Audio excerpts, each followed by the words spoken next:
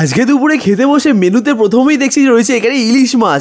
এই বছরের বর্ষায় কিন্তু প্রথমবার বাড়িতে আজ ইলিশ মাছ হয়েছে। আমাদের বন্ধু বিশ্বজিৎ কিন্তু ইলিশ মাছ নিয়ে এসেছিলো, আর সেটাই কিন্তু তুলিকা রান্না করেছে। বাড়ির সবাই মিলে কিন্তু আজ ইলিশ মাছ খাবো। মা আর বাবার খাওয়া হয়ে গেছে। এখানে কিন্তু আমি, বিশ্বজিৎ আর তুলিকা তিনজন মিলে বসেও পড়েছি। মাছটা কিন্তু ছিল বেশ বড়সড় সাইজের। ইলিশ মাছ কার কার প্রিয় অবশ্যই কমেন্ট করে জানি, আমাদের তো দারুণ লাগে। আর তাছাড়া এটা প্রথমবার এই বছর ইলিশ, তাই জন্য কিন্তু একটু স্পেশালি ছিল। আর তাছাড়াও কিন্তু ছিল আজকে আলু সেদ্ধ মাখা, তাও আর আম তেল দিয়ে।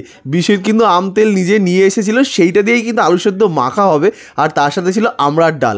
আমড়ার ডাল কার কার প্রিয় অবশ্যই জানো। টক ডালের মধ্যে আমড়ার ডালটা কিন্তু আমার বেশ ভালো লাগে। আর দেখছো আম তেল দিয়ে আলু সেদ্ধ মাখা হচ্ছে বলে কথা, একটা আলাদাই ব্যাপার। সবাই কিন্তু খুব খুশি রয়েছে, এত সুন্দর একটা গন্ধ বেরোচ্ছিল না। আচ্ছা, এইভাবে আলু সেদ্ধ মেখে কারা কারা খেয়েছো আর তোমাদের কেমন লেগেছে অবশ্যই জানিও। জানি যদিও এটা খেলে প্রচুর গ্যাস অম্বল হওয়ার সম্ভাবনা আছে, কিন্তু এটা খেতে কিন্তু দুর্দান্ত লাগে।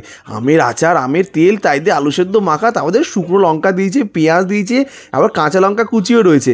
সব মিলেমিশে কিন্তু একাকার হয়ে গেছে। এত সুন্দর একটা গন্ধ বেরোচ্ছিল না, মানে জিভ দিয়ে তো জল চলে আসছিল। আলাম তুলিকে আলু সেদ্ধ পরে মাখবে, পরে খাবো, আগে আমার হাতে একটু দাও, আমি একটু খেয়ে দেখি। আমার বউ তো যা কিপটে, আমাকে কিছুতে দিচ্ছেই না। আলাম তুলিকে একটু দাও, হাত পেতে বসে রয়েছি, তখন দেখো একটুখানি আলু সেদ্ধ দিল।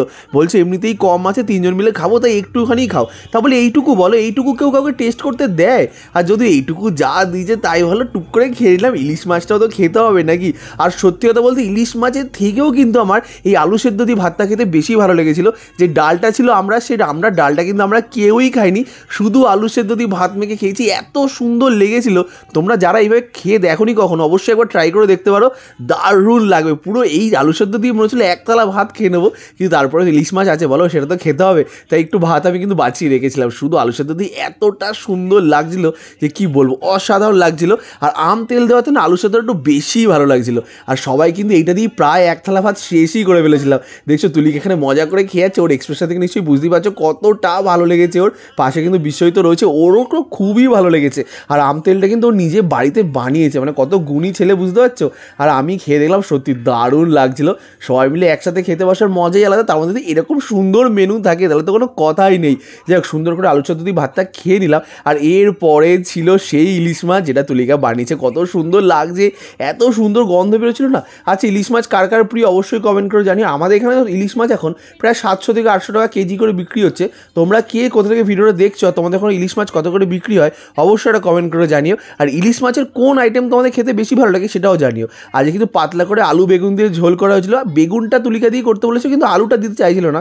আর আলু না দিলে না আমার ঝোল দিয়ে খেতে ভালোই লাগে না। তা আমি বলেছিলাম দুটো করে আলু দাও, আলু বেগুন দিয়ে পাতলা ইলিশ মাছের ঝোল, দারুণ লাগছিল। কিন্তু এটা ছিল শো স্টপার, এতটা ভালো লেগেছিল।